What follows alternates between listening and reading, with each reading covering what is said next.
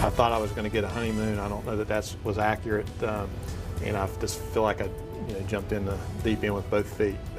Columbia's top cop says he's starting with the city's hot spots, how he's planning to boost safety in the popular places where you eat, shop, and hang out.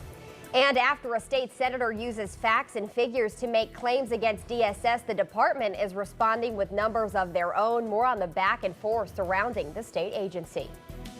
I wanted to apply, and I thought if I applied to a few of these Ivy League schools, then maybe I'll get into one, maybe, just maybe. Well, a student from the Carolinas got into more than just one, just how many, plus how he plans to influence the future with his new Ivy League education. That and more on this Wednesday, April 23rd. News 10 Sunrise starts right now. Investigating the stories that matter to you, live from Columbia in high definition. This is WIS News 10. Good morning, and thank you for waking up with us here on Sunrise. I'm Mary King. And I'm Lynn Keys. Good morning to you. So glad to have you with us. 5:01 is the time on this Wednesday, a midweek edition of Sunrise. We thank you so much for joining us in the mornings. And we want to check in with Mr. Tim Miller now. He has the lowdown on our forecast this morning. A little fog out there right now, though, Tim. Yeah, a little bit really. of fog, Yeah. but with that beautiful pink, it could cut through. Y'all look at you this morning. Oh, Mary's pretty in pink. I'm chilling in pink. It was totally by chance. We Okay. just both. Yeah. All right, well, looking good this morning. Yeah, look at your forecast in detail coming up in just a little bit. Mary, Lynn? All right, thank you so much, Tim. Well, Columbia's new police chief, William Holbrook, has been on the job for a week now, and he's already laying out a safety plan for the city's hospitality areas. Our Katie McKee joins us this morning with more. Good morning, Katie. Good morning, Mary. Main Street, the Vista, and 5 Points, all profitable, popular areas that have recently had issues with safety. Well, Chief Holbrook wants to thicken security and change up the way officers patrol those areas. Holbrook presented the plan to council during a work session yesterday. The proposal would nearly double the amount of officers in the Vista and Main Street. He also wants 12 officers dedicated to 5 Points. Right now, there are only 5, and many of them would receive overtime for those patrols. I'm not reinventing the wheel here or identifying something that they haven't already identified. I think what you'll see is we have a team approach, and we'll make logical presentations based on accurate information. After sorting out the amount of manpower for the different areas, the chief says enforcement also has to be different. The number of drinks one person can order at a bar at a time needs to be reduced. He also wants to see patrols closing off alleys and monitoring parking lots where some of these violent incidents have happened in the past. Mary and Len, back to you. All right, thank you so much, Katie. The Columbia City Council is also considering hiring someone to handle the city's homeless population. Councilman Cameron Runyon says the city needs a homeless services coordinator. That person would be charged with identifying gaps in services in the capital city. Council also discussed possible duties and compensation of the proposed position. Well, the man charged in a fatal DUI crash that killed a White Knoll High School student has requested a jury trial. 60-year-old Michael Gray is charged with felony DUI and possession of a controlled substance. Back in December, investigators say Gray crossed the center line on Old Barnwell Road and crashed head-on into 15-year-old Brandon Mayo's car. The high school sophomore died there at the scene. No date has been set for the start of Gray's trial. There were renewed calls Tuesday for Governor Nikki Haley to fire the director of DSS in light of new documents that some lawmakers say show Lillian Kohler blatantly disregarded the law. Democratic Senator Joel Lowry says Kohler has been violating state laws and should lose her job because of it. He says the agency waits more than 24 hours to respond to suspected abuse reports in up to 50% of cases, something the agency says is not true. Lowry also says Kohler violated statute when it comes to how often foster kids must be seen by a caseworker.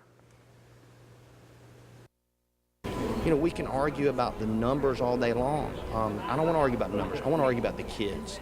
I want to argue about the advocates. I want to talk to you about the children that are being left behind because of the problems at DSS.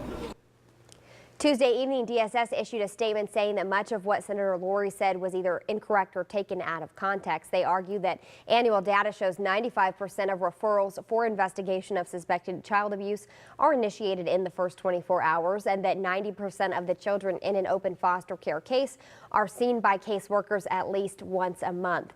Director Kohler issued a statement following Tuesday's press conference saying, quote, "From the day I began as director of the South Carolina Department of Social Services, I have worked to to improve the safety and well-being of our children.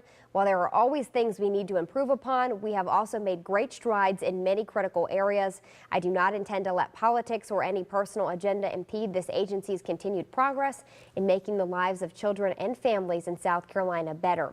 More hearings with Kohler are expected in the coming weeks. You can read more on this story on WISTV.com. A new expedition is expected to set sail from South Carolina today with hopes of recovering gold. Thought to be on a sunken ship off the North Carolina coast. The SS Central America sank during a hurricane back in 1857. Well, back in 1988, more than $50 million worth of the precious metals was discovered on the ship. But then came the lawsuits. Last month, an Ohio judge cleared the way for a new expedition. It's not clear, though, just how much gold is still on the ship. Well, Ivy League schools are some of the most competitive colleges to get into. With acceptance rates as low as 6%, just being accepted into one Ivy League school is a huge accomplishment. But Janae Frazier introduces us to one North Carolina high school student who got into 7. Yale, Princeton, Columbia, the University of Pennsylvania, Brown. And the list goes on. Patrick People says he never thought he'd be accepted to 7 Ivy League schools. I wanted to apply, and I thought if I applied to a few of these Ivy League schools, then maybe I'll get into one, maybe, just maybe. Black men have one of the highest high school dropout rates, so Peoples realizes not everyone who looks like him gets to where he is. My mom has done something right, and it means that I've also had to work very hard to get here, and it hasn't been handed to me, and sometimes you have to work several times harder than other people to get to the same spot. His teachers say he's earned this. Personable, he's responsible, he has a complete and utter interest in what happens in the world, and he's bound to make changes. Changes what Peoples hopes to achieve with a degree in public policy and economics. I have a big passion for social justice, so when I see things that can be fixed, or when I see people that have don't have the opportunities that I've had, it really makes me want to, go up as far as I can and then reach back and help people.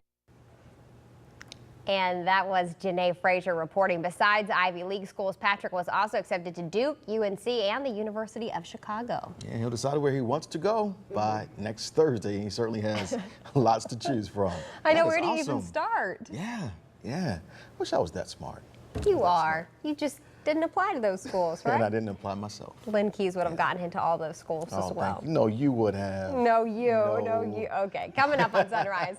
No pants at prom? Why one student was told to get off the dance floor because she wasn't wearing a dress. Plus, a Carolina waitress known for taking care of her customers is now on a personal mission to make sure one of her regulars is laid to rest the proper way. Her story is spreading on social media. That's up next. A little bit of fog outside. Here's a look at our visibility on this Wednesday morning. Down to 1/4 mile in Columbia and 7 miles Saluda, Newberry 2.5. And you can see it's hit and miss when it comes to the fog. 0 Camden and Winsboro. Your forecast is straight ahead for your Wednesday. Stay with us.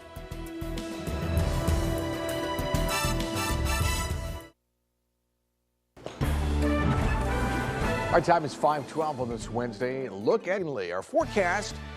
Yeah, we saw the visibility a little while ago, 1/4 mile officially at the airport. This is a look downtown. Right now, the weekend looks to be spectacular with sunny skies and highs in the low 80s. That's your forecast, Mary. All right, thank you, Tim. We'll take a look at what's hot on the web. Many in the nation have rallied behind an Arizona mother accused of leaving her children in a hot car during a job interview. She's claiming to be homeless and unemployed, but the prosecution says otherwise.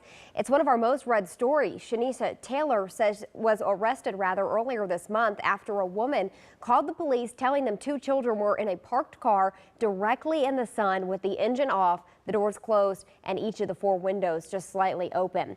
Taylor claimed she was homeless and unemployed and had no one to watch her 2-year-old and 6-month-old children. But now the prosecutor is saying Taylor had a part-time job and has a home.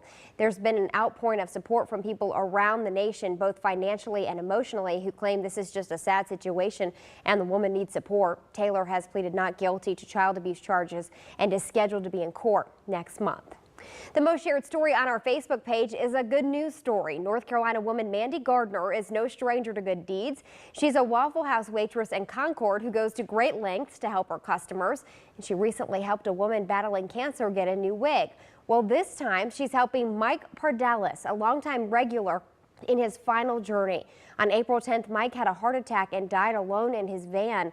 No one has claimed his body since until now. Mandy started a fundraiser to raise the money needed to claim Mike's body and provide him a respectable service. She's already raised around $14,000. Mandy says she won't rest until she's found a way to say goodbye to her friend.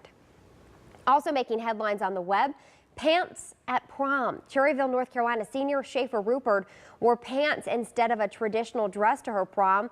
Well, that got her kicked out. She wasn't on the dance floor 5 minutes when a teacher told her she had to leave because she had pants on. Schaefer's mom talked to the assistant principal and pointed out there was no dress code for the event.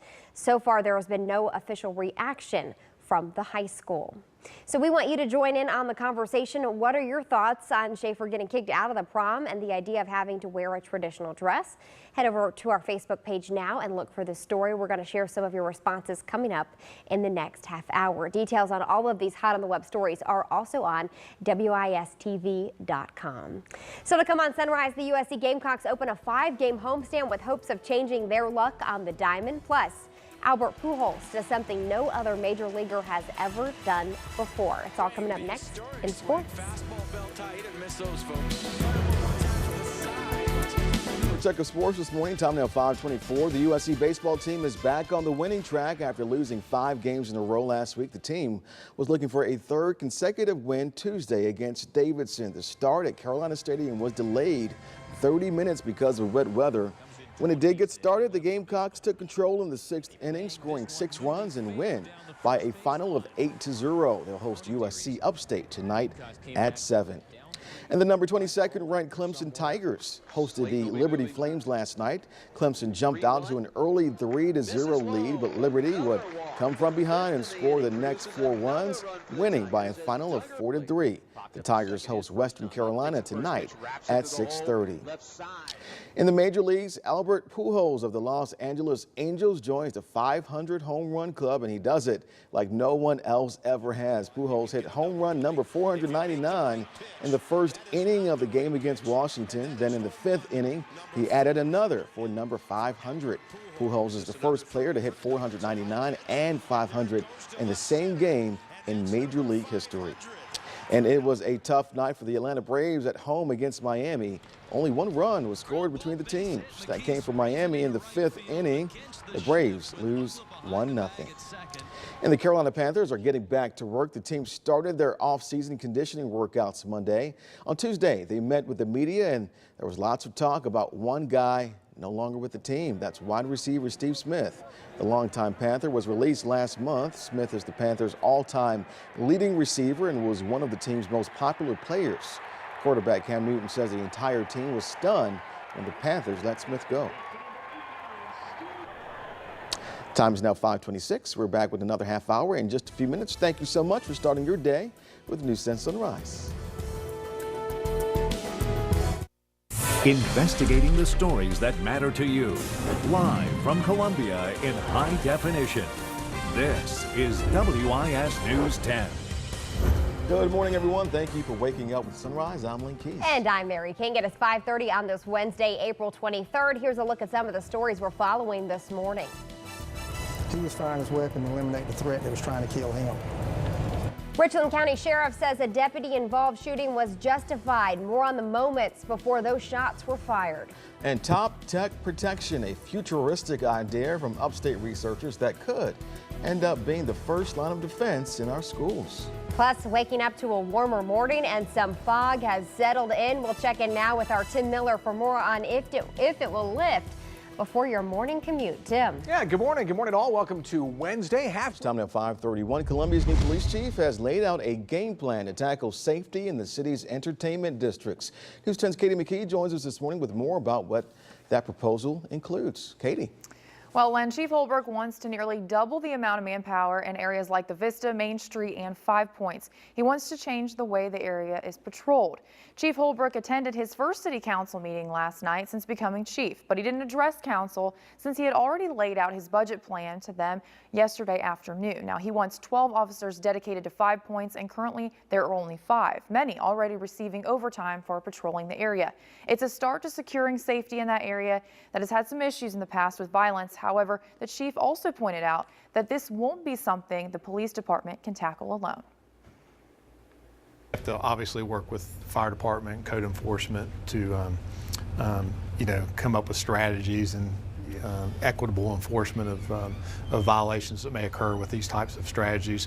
We need to work closely with the university. We need to work closely with our business partners to identify areas of concern. Some other ideas that have been considered for these areas focus on staggering the times that bars close. This would reduce the amount of people leaving in large groups at once. Also, only letting a person buy 1 drink at a time instead of multiple drinks at once. Marion Len, back to you. All right, thank you, Katie. Well, a Midlands man is expected to be in court today after being shot by a Richland County deputy. Sheriff Leon Lott says the deputy fired in self-defense after 21-year-old Tymeek Payne tried to run him over with a car on Tuesday. Investigators say Payne was stopped at the intersection of Marley Drive and Broad River Road when he tried to make a break for it and drove toward the deputy. The deputy then fired as many as 5 shots. The sheriff says the deputy's reaction is justified. He attempted to run over the officer, attempted to run over the deputy. And when he attempted to run over the deputy, felt like his life was in danger at that point, that he was going to be killed, so he fired his weapon. I know the subject shot at least once in his forearm. Investigators say Payne did not have a weapon on him or in the car. After a search of his apartment, deputies did find a gun and marijuana. Payne is charged with attempted murder and drug possession. A second person has died from Sunday's fire in Garden City. Joel Lamb of Timmonsville, who jumped from a 3-story home as it burned, passed away Tuesday. Lamb's wife, Melissa, died at the scene. Another adult and 3 children remain hospitalized with injuries. The cause of that fire remains under investigation. Bond has been set for a Greenville woman police say dumped her newborn baby in a trash can. Sharon Ferguson was arrested Monday and charged with attempted murder and neglect. A homeowner discovered the baby inside that trash can outside. The baby was alive, wrapped in a plastic grocery bag and a blanket. He was taken to the hospital where he's said to be in good condition. Those who know Ferguson say she suffers from mental illness, and they're asking for the charges to be reduced. The search will resume sometime today for a man who jumped into the Broad River from I-20 Tuesday afternoon. Richland County deputies say they saw that man stop his car along the bridge near the Monticello Road exit and then jump into the water below. They say he went under and they do not believe he resurfaced. Divers with the Department of Natural Resources began searching the river shortly after the reported jump. We'll keep you updated on any new developments. Lexington County deputies have issued a search warrant for a man who may be involved in a deadly shooting outside of a bar. Deputies say back in February, 20-year-old Gregory Brooks shot Brandon Ratliff as he was trying to break up an argument in the parking lot of the Cockpit Bar and Grill on Berry Hill Road. Ratliff died at the hospital. If you know where Brooks might be, please call Crime Stoppers 888-CRIME-SC. The Kershaw County Sheriff's Department is warning people about scammers pretending to be from payday loan companies. Investigators say someone is calling from an 855 area code telling people to pay up, and if you don't, you'll be arrested.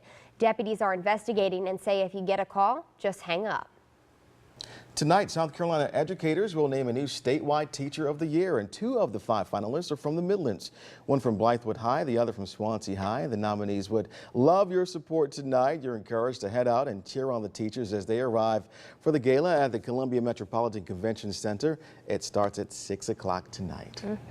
All right, well, researchers at Clemson University believe a robot could potentially help prevent a crime in schools before police get there. It's called Project Hero. This is how it would work. A staff member would press a panic button to alert the police. The police would then be able to remotely activate the locked away robot to stop the intruder. The Clemson University team is hoping to raise money for more research in building this robot. These robots could be in schools within the next 3 years. It's pretty cool. Pretty crazy too as technology continues to develop. Yeah, Lots of stuff futuristic advancing. type stuff. Well, next on Sunrise, we'll share some of your responses on if a teenager should have been kicked out of her prom for wearing pants. And the New York Police Department's Twitter contest to show them in a positive light turns negative. Details on both of those stories and more when we return. Off to school we go. Don't forget your lunch. Don't forget your homework. And you may need a jacket today, but by afternoon time, it'll be nice and warm, low humidity. Absolutely beautiful day today. Your forecast in detail coming up on Sunrise. 5:40. It is traffic time this morning. DOT camera is up around. We'll keep an eye on it, of course. And to give yourself perhaps a little bit extra time this morning in some areas where there's fog and temperatures in the low 80s. That's your forecast, guys. Thank you so much, Tim. Well, earlier in the show, we asked you what you thought about a Cherryville, North Carolina teenager getting kicked out of prom for wearing pants instead of a traditional dress. Many of you disagree with the decision of the school since there was no dress code. A lot of you joined the conversation. Let's take a look at a few of your responses.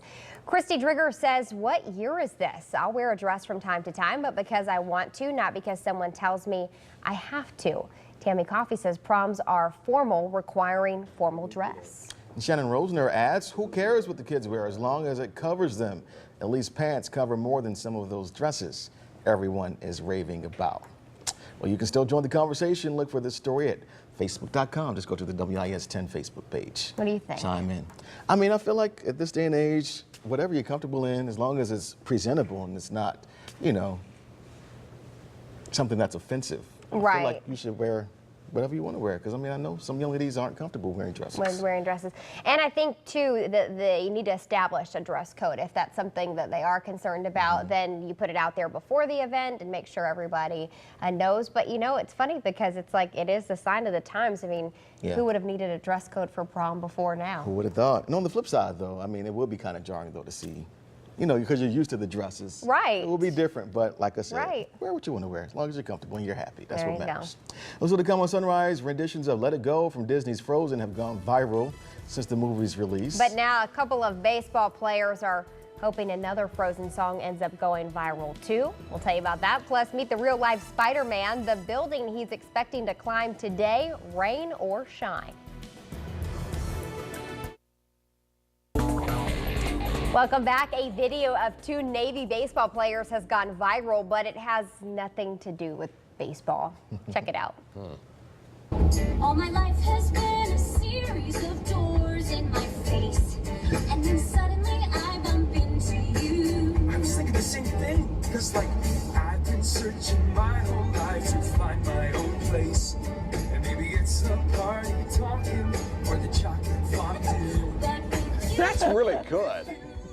In the video, the two lip sync Love's an Open Door from the hit Disney movie Frozen. Matt Kilby uploaded this to YouTube on Friday. It already has more than 1 million views.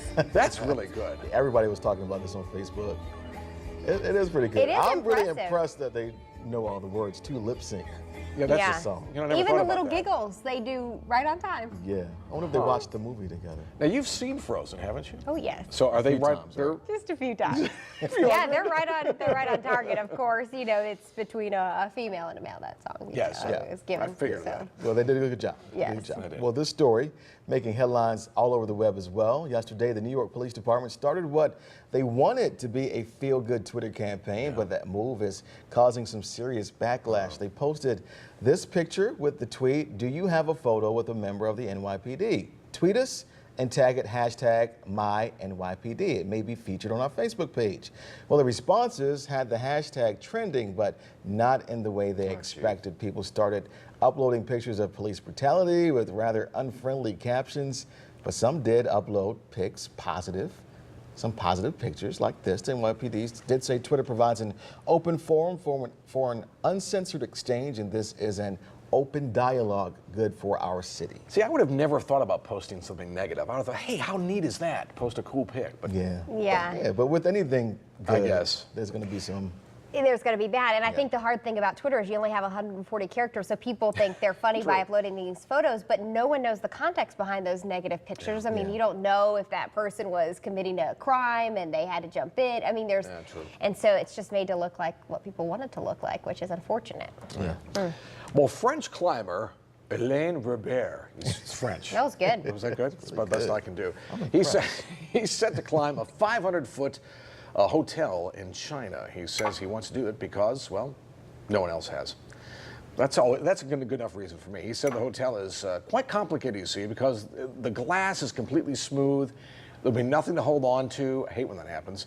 He's known as the French Spider-Man, not to be confused with any other Spider-Man. He plans to climb the building with nothing but some chalk and climbing shoes. What does the chalk do? Guess help his hands to, you know, like the gymnasts. Yeah. Robert has climbed more than 70 skyscrapers around the globe, and he said this will not be his last climb. Of course, he needs to say that after he's done. Yes. Don't say that before. Yeah. I was thinking that, but I wasn't going to say it. Don't jinx yourself. Yeah. And watching a video of him climbing, I mean, to see a real life Spider-Man, he was kind of going slow. I mean, I know it's a little real, up it's there. not It's a little up animated, there. but we wish him the best. Yeah, we be careful. certainly do. Woo. Can we do a follow-up on that tomorrow and see how he's... Yeah, we need to double check, make sure Alain Robert is okay. But I'm a real life Spider-Man too. What? Have you ever walked into a spider web? Oh, this is hilarious. Yeah. This morning, I'm walking into work. There it was. Did you find the guy? I've been twitching all morning. I've been You think like scratching my neck. you go like I thought I this, saw thinking something on you a wrong? little while ago. I had to go in the mirror and look around for like 5 minutes to make sure nothing was on me. So I'm still kind of paranoid. But Yeah, so if they're you see me back. twitching, that's why. That's why. Mary and I are going to have some fun with Lynn today. Oh, goodness. I shouldn't have told you. I shouldn't have shared. Well, these people deserve some fun today, too. It's their B-Day. Exactly. Who's on our list today on this April the 23rd? Jordan, look at that. That is a $1 million smile turning the big 7 today. Happy birthday, Jordan. Who else is celebrating?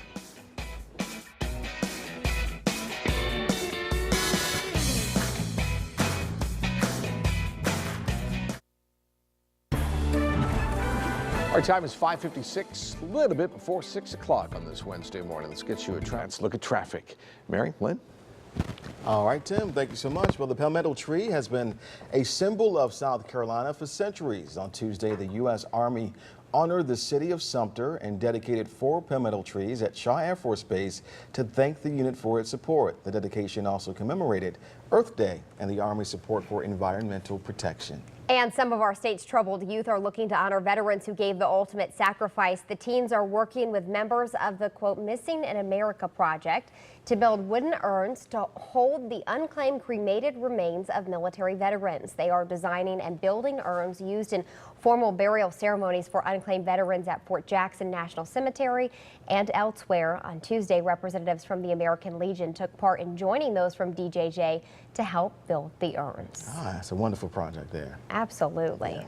Well, it is 5:57 on a Wednesday.